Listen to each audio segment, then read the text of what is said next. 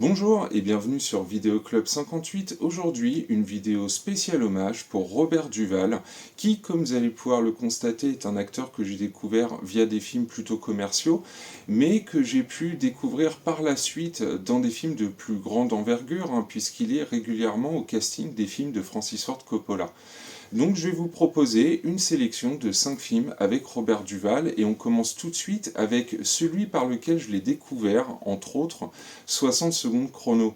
Alors 60 secondes chrono, c'est un film moi que j'ai toujours bien aimé, un film d'action avec Nicolas Cage qui était le remake d'un film d'exploitation du même nom, qui était plutôt intéressant, un gros délire avec pas mal de cascades de bagnoles, ce qui est la même chose en fait dans ce remake, donc il y avait quand même un bon casting, des bons seconds couteaux, et donc ce Robert Duvall qui lui se pose en tant que mentor de la bande justement de voleurs de voitures qui est menée par Nicolas Cage. Et en fait voilà, Robert Duvall pour moi c'est un peu voilà cette aura de mentor, de personnes de bons conseils. Et donc 60 secondes chrono fait partie justement des films que j'ai sûrement le plus vu avec Robert Duvall et je l'apprécie encore beaucoup dans ce rôle voilà, de mentor pour cette troupe qui est quand même très éclectique et qui fonctionne très très bien à l'écran. En deuxième choix, je vais vous proposer Jour de tonnerre de Tony Scott. Voilà, un autre film que j'ai découvert à la même période, que j'ai énormément regardé. Et puis bah là, même chose, Robert Duvall se pose en mentor de Tom Cruise, jeune pilote de NASCAR. Il va essayer de lui prodiguer les bons conseils pour gagner les courses, alors que Tom Cruise est un pilote relativement inexpérimenté, comme il explique dans le film. Il a appris à conduire en regardant les courses à la télévision. Donc en fait, l'apport du coup de l'expérience de Robert Duvall va lui permettre en fait d'atteindre les sommets. Donc là, on est face effectivement à un scénario très balisé. On sait très bien où on va. Ce personnage de Robert Duvall, du coup, forcément, est aussi balisé en tant que mentor de la jeune recrue. Mais même chose, je trouve que ça fonctionne très très bien. Et c'est là où Robert Duvall se pose en tant que très bon acteur en général de second rôle et qui s'adapte très bien à toutes les situations. En troisième choix, je vais vous proposer bien sûr le cultissime Apocalypse Now. À l'annonce du décès de l'acteur, bien entendu, on a cité Apocalypse Now parce que là, il a déjà une phrase ultra culte. J'adore respirer l'odeur du napalm le matin. Et il campe en plus un personnage vraiment mémorable. Alors, si vous avez eu l'occasion de voir le Apocalypse Now version Redux, qui porte mal son nom puisque c'est une version longue, il a un temps de présence à l'écran qui est plus important que dans la version cinéma. Mais en fait, même le peu de temps qu'il passe à l'écran, ce personnage est vraiment ultra mémorable et Robert Duvall le joue hyper bien.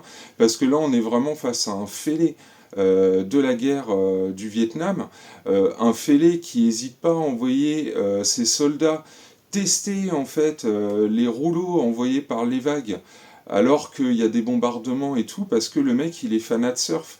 En fait, pour lui, il est aussi important de contrôler la plage, voilà, de la fameuse attaque d'hélicoptère, voilà, la scène culte de Apocalypse Now. Il est autant important pour lui de contrôler cette plage pour faire avancer le schmilblick concernant l'avancée de l'armée américaine dans cette guerre, mais aussi pour pouvoir surfer parce que cette plage, a priori, c'est sympa d'aller surfer dessus, quoi. Alors qu'on est en plein conflit, je vous dis, il y a des bombardements, alors qu'il envoie ses gars surfer, ça tombe, enfin, c'est hyper dangereux.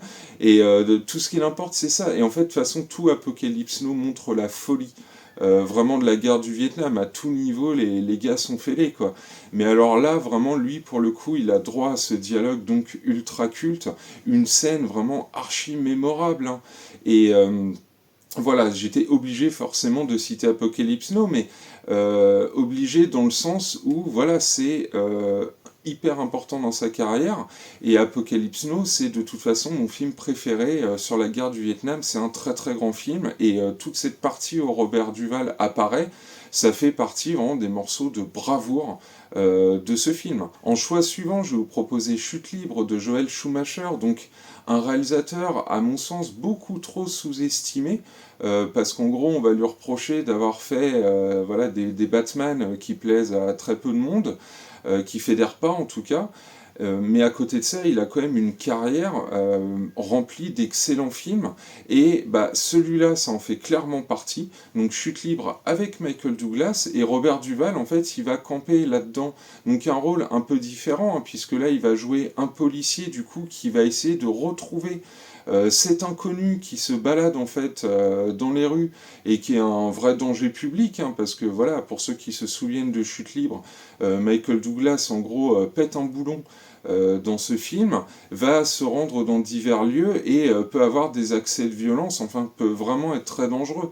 Et en fait, Robert Duvall doit identifier cette personne, mais il va également s'attacher finalement à cette personne qu'il chasse parce qu'il a bien conscience qu'il a affaire à n'importe qui, quoi. Que c'est un type lambda jusqu'à péter les plombs.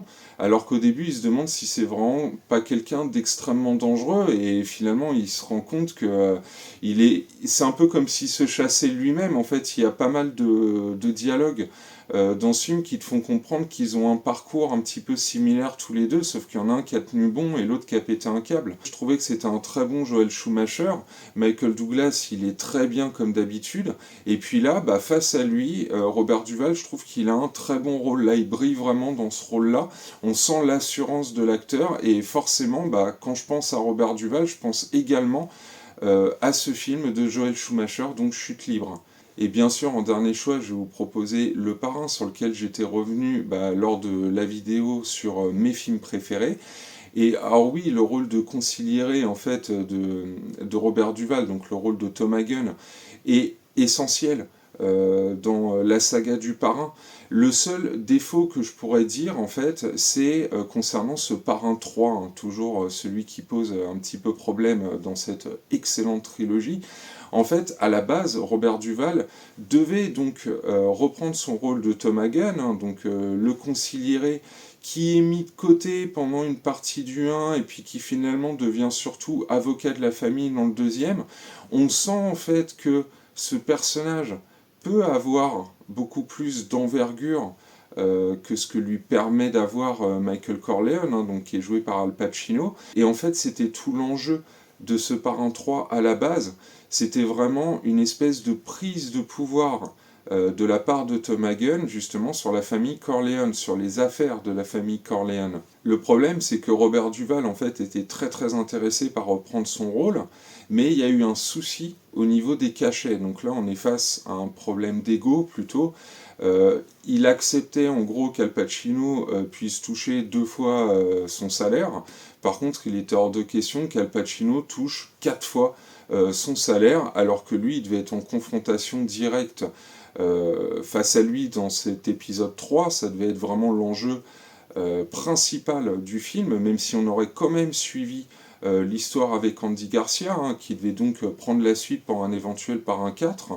Et en fait, voilà, finalement, cette confrontation n'a pas pu se faire parce que Robert Duvall a vraiment refusé, vu le peu d'argent qu'on lui proposait par rapport à Al Pacino. Et du coup, ils ont dû remodeler l'histoire, Coppola et Mario Puzo, et, pour éjecter l'histoire de Tom Hagen. Et du coup, Tom Hagen, on nous annonce juste dans le troisième qu'il est décédé.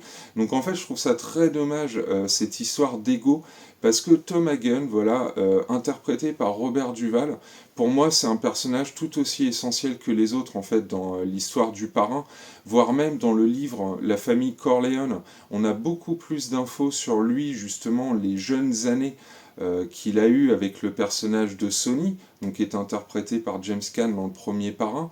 Et là, c'est un vrai régal, et je trouve ça dommage même que ce Parrain 4 ne se soit pas fait, parce que du coup, ça aurait quand même pu être une sorte de revanche que le personnage de Tom Hagen vive via l'interprétation d'un autre comédien, hein, mais en fait qu'on développe vraiment ce personnage-là, puisque dans le troisième, il a été totalement évincé. Donc voilà, en tout cas, Robert Duvall, moi c'est un acteur, bien sûr, j'y suis très très attaché par rapport voilà, à cette saga du Parrain, Mais voilà, comme vous avez pu le voir, je suis aussi attaché à lui par rapport à des rôles beaucoup plus commerciaux. Voilà, des productions Don Simpson, Jerry Bruckheimer, ou un film de Joel Schumacher. À côté de ça, voilà, comme je vous l'ai dit, il a aussi joué pour des grands réalisateurs comme Francis Ford Coppola, puisqu'il est aussi passé par Conversations secrètes, par Les gens de la pluie, entre autres. Donc voilà, c'est un acteur quand même qui compte dans le système hollywoodien, qui a eu de très très bons rôles et qui a su justement intelligemment axer sa carrière et sur des films plutôt autorisants et des productions beaucoup plus hollywoodiennes qui permettaient justement de le faire reconnaître par un public beaucoup plus classique. Je vais également profiter de cette vidéo hommage pour faire un autre hommage, hein, vu que j'avais pas eu le temps de le faire, à Catherine O'Hara, donc l'excellente interprète du Beetlejuice de Tim Burton, mais également la maman des cultissimes Maman j'ai raté l'avion. Mais pas que, hein, puisque même si ça a été un plaisir de la retrouver là très récemment dans Beetlejuice 2, et qu'elle avait participé également à des excellents films d'animation justement réalisés par Tim Burton, hein, où là justement elle faisait de la voix, donc on la voyait pas, mais techniquement elle faisait encore partie des castings de Burton. Moi je voulais signaler aussi son rôle dans Wyatt Earp, en fait un film que j'aime énormément avec Kevin Costner, où justement elle jouait en fait une belle-sœur de Wyatt Earp, hein, donc du personnage de Kevin Costner, et en fait c'était une des rares personnes qu'on pouvait voir dans les 3 heures de film à rentrer en confrontation directe avec ce personnage de Wyatt Earp sur ses choix ou sa gestion concernant les affaires de la famille. Et je trouve que son personnage justement beaucoup plus rentre-dedans que toutes les autres femmes qu'on peut voir dans le film, justement est marquant, et ça montrait une autre facette de cette actrice. Justement, on est tellement habitué à la voir dans Beetlejuice ou dans Les Mamans j'ai raté l'avion, que de la voir voilà, dans un autre type de rôle, même s'il est secondaire, c'était plutôt pas mal, et je voulais voilà, profiter de cette occasion pour signaler voilà, son rôle dans le super Wyatt Earp. Donc voilà, je vous remercie énormément d'avoir suivi cette vidéo. Je vous remercie également d'avoir plutôt bien accueilli le court-métrage Power Rangers, donc, que j'avais sous-titré suite à l'annonce de la mort de James Van Der Beek, hein, l'acteur vedette de la série Dawson, hein, une série voilà, que j'ai énormément suivie à l'époque. Je suis toujours énormément attaché à cette série, et puis ça me paraissait logique de lui faire un hommage donc sous cette forme-là. Mais vu que ça vous a plutôt plu, et puis que j'ai pu remarquer que vraiment cet acteur n'avait pas été oublié, je vous prépare une autre petite surprise qui débarquera sur la chaîne, voilà, pour les fans de Dawson, une petite sucrerie, voilà, une petite surprise qui j'espère vous fera plaisir. Et en tout cas, je vous remercie encore beaucoup d'avoir suivi cette vidéo du coup multi-hommage, et je vous dis à très bientôt du coup pour une nouvelle vidéo.